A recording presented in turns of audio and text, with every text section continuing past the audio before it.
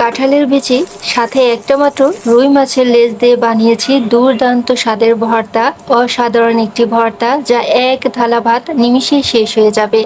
স্বামী সন্তানের জন্য আজকে এই মজাদার রেসিপিটি বানিয়েছি, ভাবলাম আপনাদের সাথেও শেয়ার করি।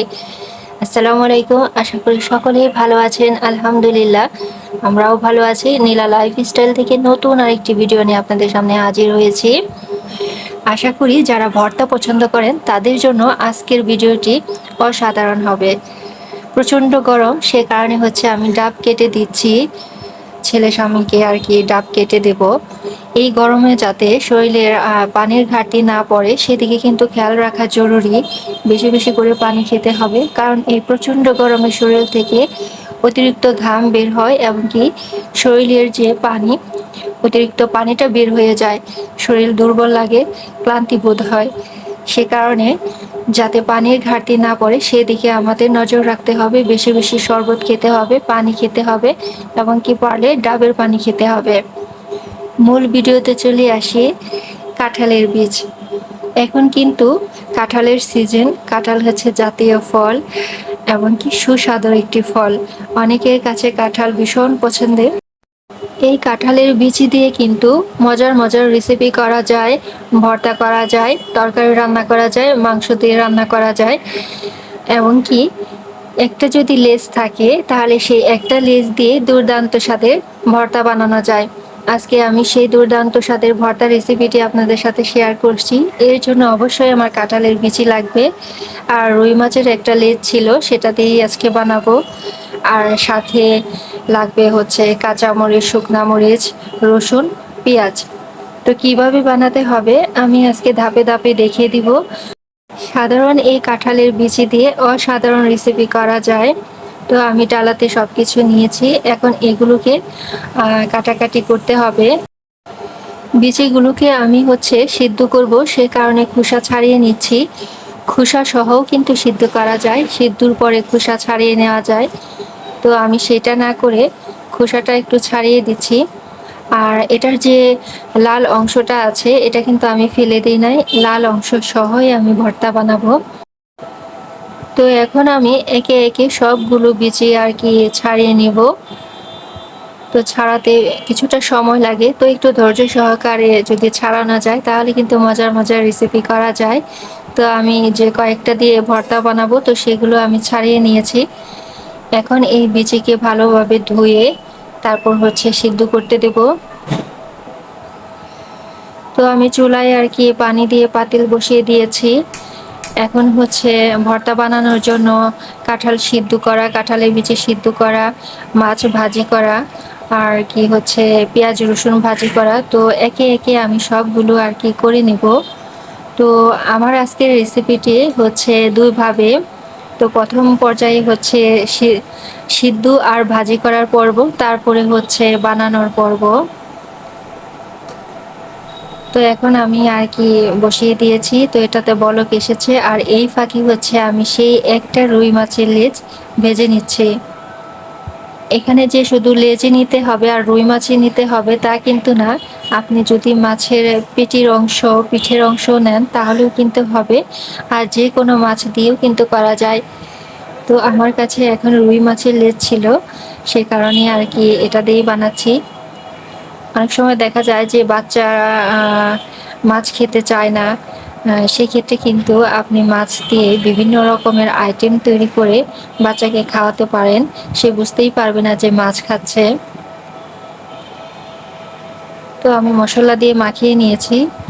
এখানে চাইলে আপনি শুধু হলুদ দিয়েও ভেজে নিতে পারেন। তো আমি শুধু হলুদ না দিয়ে সব কিছু দিয়ে ভেজে নিচ্ছি, তাহলে খেতে বেশি ভালো লাগে। হলুদ, মরিচ, ধনিয়া, লবণ সব কিছুই দিয়েছি।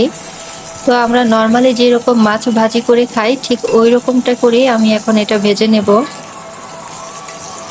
তো আমার মাছ ভাজাটা শেষ। এখন বাকি যে মশলাগুলো আছে সেগুলো একে একে ভেজে নেব, ওই তেলেই আর কি ভাজবো। এখানে একটা পেঁয়াজ নিয়েছি, 4 কোয়া রসুন নিয়েছি, আর কাঁচামরিচ আর শুকনো মরিচ। আপনারা যে রকমটা ঝাল খাবেন ঠিক ওই রকমটাই নেবেন। তো আমার যেহেতু বাচ্চা আছে তো সেই দিকে মাথায় রেখে আমি ঝালটা অল্প দিয়েছি। আর এইদিকে হচ্ছে কাঁঠালের বিচি সিদ্ধ হয়ে গিয়েছে। আমি এখন এটাকে পানি ঝরাতে দেব। তো মাঝখানে ছোট্ট করে একটু কথা বলি, আমার আজকের এই রেসিপিটি যদি আপনাদের ভালো লেগে থাকে অবশ্যই লাইক করবেন আর কমেন্টে আপনার মতামত জানাবেন। আর একদম যারা নতুন আছেন এ ধরনের ভিডিও যদি দেখতে চান অবশ্যই চ্যানেলটি সাবস্ক্রাইব করতে হবে। আর যারা অলরেডি সাবস্ক্রাইব করে ফেলেছেন এবং কি নিয়মিত আমার ভিডিও দেখেন তাদেরকে অসংখ্য অসংখ্য ধন্যবাদ। এই পাশে কিন্তু আমার সেই মরিচ রসুন পেঁয়াজে ভাজা হয়েছে। একদম কড়া করে ভাজা যাবে না, তাহলে কিন্তু খেতে ভালো লাগবে না। তো মিডিয়াম করে ভেজে নিয়েছি। এখন এগুলোকে বাটাবাটির পর্বে চলে যেতে হবে, বাটাবাটি করে নিব। এই মাছটা কিন্তু আমি বাটবো না, এটাকে আলাদাভাবে কাটা বেছে নিতে হবে। আমি এখন শুধু কাঁঠালের বিচি আর হচ্ছে রসুন পেঁয়াজ মরিচে যে ভাজলাম সেগুলোকে বেটে নেব। তো এটা কিন্তু ভালোভাবে সিদ্ধ হয়ে গিয়েছে। সিদ্ধ যদি ভালোভাবে হয় বাড়তে সুবিধা হবে। তো এটা কিন্তু আপনি ব্লেন্ডারেও করে নিতে পারেন, হামিন দস্তাতেও করে নিতে পারেন এবং শিলপাটাতেও করে নিতে পারেন। আমার কাছে মনে হয় ভর্তাটা পাটাতে বেটে করলে বেশি ভালো লাগে খেতে। তো একটু কষ্ট হলেও আমি এখন পাটাতেই বেটে নিচ্ছি। একবারে যদি বাটা না হয় তাহলে আপনি দুবার বেটে নিতে পারেন। শিলপাটায় যে কোনো জিনিস বেটে কিন্তু ভর্তা বানালে অনেক বেশি মজা লাগে। শিলপাটায় বাটাবাটি করতে করতে কিন্তু অনেক সময় দাঁড় চলে যায়, আর ঘরোয়াভাবে কিভাবে দাঁড় কাটাতে পারেন আর সেটার উপরেও আমার ভিডিও আছে। আমি ডেসক্রিপশন বক্সে লিংক দিয়ে দিব, চাইলে সেখান থেকে দেখে আসতে পারেন কিভাবে ঘরোয়া পদ্ধতিতে আপনি শিলপাটা দাঁড় কাটাতে পারবেন। তো আমার কাঁঠালের বিচি বাটা হয়েছে। এখন হচ্ছে আমি যে পেঁয়াজ মরিচ ছিল রসুন ছিল ওগুলোকে বেটে নিচ্ছি। তো বিচিটা কিন্তু একদমই মিহি হয়নি, আমি একটু মিহি করে আর কি বাটবো, সে কারণে আবারও বেটে নিচ্ছি। আর আপনি যদি একটু দানা দানা খেতে চান, বিচিটা যাতে দানা দানা থাকে, তাহলে এই পর্যায়ে একবার বেটে নিলেই হবে। তো এখন আমি আবার দ্বিতীয়বার বেটে নেব। এখানে কিন্তু আমি শুকনা মরিচ দেইনি, এখানে শুধু কাঁচা মরিচ দিয়ে কিন্তু আমি বেটে নিয়েছি। শুকনা মরিচটা ভেজেছি, ওটার আরেকটা কাজ আছে, সেটা আমি এখন ধাপে ধাপে দেখিয়ে দিব। তো বাটা হয়েছে। এখন যে মাছ ভেজে রেখেছিলাম সেই মাছটাকে এখন কাটা ছাড়িয়ে নিতে হবে, খুব ভালোভাবে কাটা ছাড়িয়ে নিতে হবে। এখন হবে ভর্তার মূল আকর্ষণ, কারণ নর্মালি কিন্তু আমরা কাঁঠাল বিচি এভাবে ভর্তা বানাই। আর এখন যেটা করব এটা কিন্তু আপনার কাঁঠালের বিচির ভর্তাকে আরও অসাধারণ করে তুলবে, যা এক নিমিষে আপনার এক থালা ভাত শেষ হয়ে যাবে।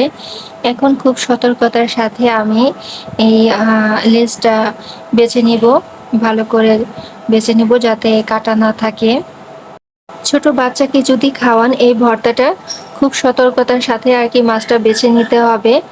আর এই তো লেজের যে অংশটা আছে এটা এখন আমি চিবিয়ে খেয়ে ফেলবো, যেহেতু এটা মচমচা হয়েছে। যাই হোক, আর এই পাশে হচ্ছে আমি পেঁয়াজ নিয়েছি, বড় একটা পেঁয়াজ, আর সেই ভেজে রাখা শুকনা মরিচ, লবণ, সরিষার তেল, এগুলো দিয়ে এখন ভালোভাবে মেখে নিচ্ছি। নর্মালি আমরা যেরকম ভর্তা বানাই, তো এটার সাথে সেই যে মাছ ভেজে রেখেছিলাম ওটাকেই আর কি এখন মিশাবো, ভর্তা বানাবো, মাছের ভর্তা।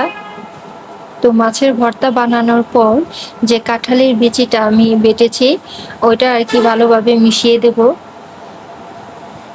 খুবই সুন্দর একটা গন্ধ বের হচ্ছে আর কালারটাও খুব সুন্দর এসেছে। এই তো এখন আমি মিশিয়ে দিচ্ছি, খুব ভালোভাবে পুরোটা আর কি মিশিয়ে দেব মাছ ভর্তার সাথে কাঁঠাল বিচির ভর্তাটা। ভাজা মাছের সাথে কাঁঠাল বিচির ভর্তাটা মিশে খুব সুন্দর একটা গ্রান বের হচ্ছে। কতটা সুন্দর হয়েছে, নরম আর একদম মিহি হয়েছে। কাঁচা পেঁয়াজ, সরিষার তেল, শুকনো মরিচের সুন্দর একটা গ্রান কিন্তু মিশে গিয়েছে। মনে হচ্ছে যেন এক থালা ভাত এখনই খেয়ে ফেলি।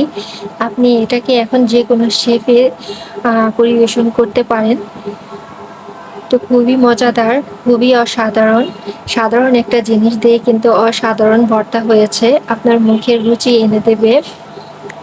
যখন কোনো কিছু খেতে ভালো লাগবে না, তখন এইরকম সাধারণ জিনিস দিয়ে যদি অসাধারণ রেসিপি করা যায়, তাহলে দেখতেও যেমন অসাধারণ হয়, খেতেও কিন্তু দারুণ। তো আমার বানানো শেষ হয়েছে, এটা খাওয়ার জন্য এখন একদমই রেডি। খুবই মজাদার একটি রেসিপি, আমার কাছে তো খুবই ভালো লেগেছে। আপনি একবার যদি বানিয়ে খান, বারবার খেতে ইচ্ছে করবে। তো ভিডিও আর লম্বা করব না, সবার সুস্বাস্থ্য কামনা করে এখানেই বিদায় নিচ্ছি। সবাই ভালো থাকবেন, সুস্থ থাকবেন। আবারও কোনো নতুন ভিডিও নিয়ে হাজির হব। আল্লাহ হাফিজ।